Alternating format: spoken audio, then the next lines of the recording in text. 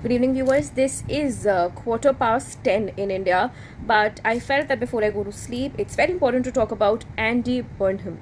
Now, taking a closer look at one of Britain's most influential Labour politicians and who is touted to succeed Sir Keir Starmer, who's just stepped down today. Let's talk about him. He's called the King of the North for his popularity and political influence in the northern England. Now, he was born in January 1970 near Liverpool in northwest England and raised in Culcheth, Cheshire in a working class family. So his father was a telephone engineer, mother was a receptionist. Burnham has often spoken about how his upbringing shaped his political outlook.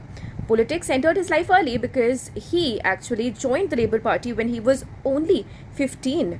So he would later describe the Labour movement as one of the defining influences of his life in the 1980s. Now, after school, Burnham studied English at Fitzwilliam College in Cambridge University. Following graduation, he worked in a series of political and public policy roles. So he is called as a mid-career and a mid-politician, not a career politician. As you know, you've got Pierre Pulevrin and the others who've dedicated their entire life to being a politician. Now, apart from politics, Burnham married Mary France Van Heel. The couple settled in Greater Manchester and had 3 children. He continues to live in the region that forms the heart of his political base. The major breakthrough in his political career came in 2001. At the general election that year, Andy Burnham was elected the Labour Member of Parliament for Leigh, a constituency in Greater Manchester. He would represent the seat for 16 years henceforth. His rise through the government was steady. After serving in junior ministerial positions, Burnham entered Gordon Brown's cabinet in 2007. He was also in Tony Blair's cabinet. He became Secretary of State for Culture, Media and Sport in 2009. He was promoted again, becoming Health Secretary, which was one of the most important positions in government. So he dealt with the H1N1 swine flu, which came in back then. Now, Labour lost power in 2010, but then he still maintained his prominence in politics. He contested the Labour Party leadership election following Gordon Brown's resignation. He was unsuccessful, with Ed Miliband emerging as the leader. He subsequently served in several senior position roles like Shadow Health Secretary, Shadow Education Secretary and later Shadow Home Secretary. In 2015, he made a second attempt to become the Labour leader. Once again, he was defeated by Jeremy Corbyn. Many observers believed his chances of reaching the very top of British politics faded. But Burnham chose a different path. In 2016, he stepped away from frontline Westminster politics and announced his candidacy for the new created position of Mayor of Greater Manchester.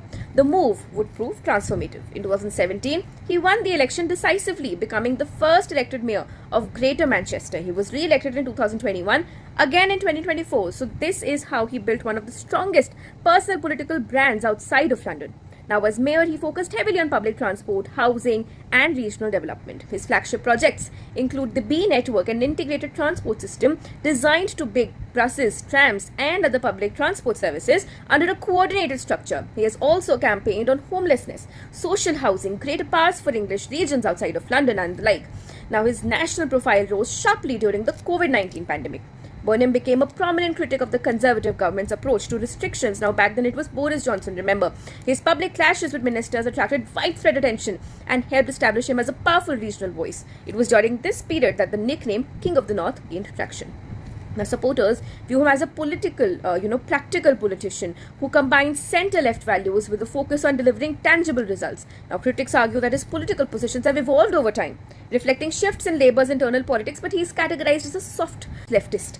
Now, Andy Burnham stands at a pivotal moment. Now, after years of being Britain's one of the most prominent regional leaders, he has again emerged as a significant national figure. Now, recent political developments have placed him among the leading names who will be succeeding Sir Keir Starmer, who will soon be leaving his chair as the Prime Minister. So, I think from all that I've told you, it's very interesting that his trajectory from regional to national politics matches that of somebody closer home.